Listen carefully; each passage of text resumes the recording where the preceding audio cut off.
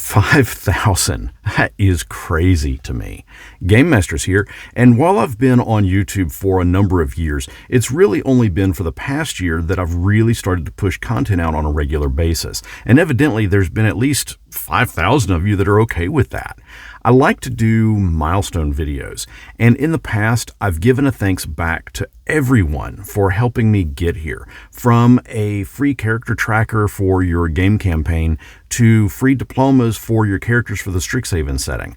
I even gave out a fun little hack and slash called the Endless Dungeon, as well as some stats for a fairly unique snow golem. And I've even created up and given out Paperclip, the role-playing game. It's a super simple yet beyond complex RPG that you play using paper clips as your miniatures. And I'll link to all of that down in the description. But the focus of today's video is us celebrating 5,000 count milestone. And yes, to celebrate, you all get you get to explore a sneak peek at something that I've been working on. A campaign setting revolved around the big bad main evil guy in my own homebrew world, a necromancer named Grain.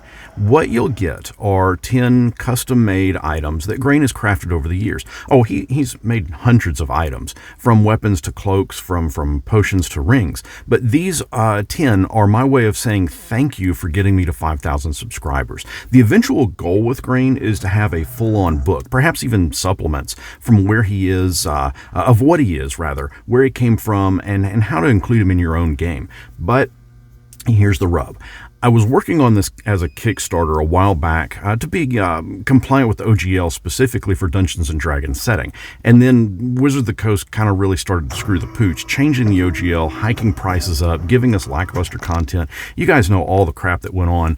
And that kind of halted my development. I didn't want to create something that was not going to have a chance. But about a month ago, I decided, well, what if I took everything I had already created and made it a non-game specific, something that could be used for almost any game out there that you play.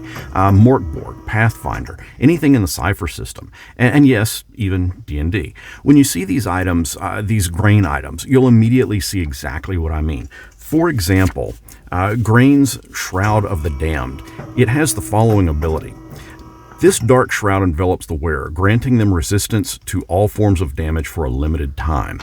And you'll notice that there's nothing specific in the terms of mechanics. How much resistance does it provide?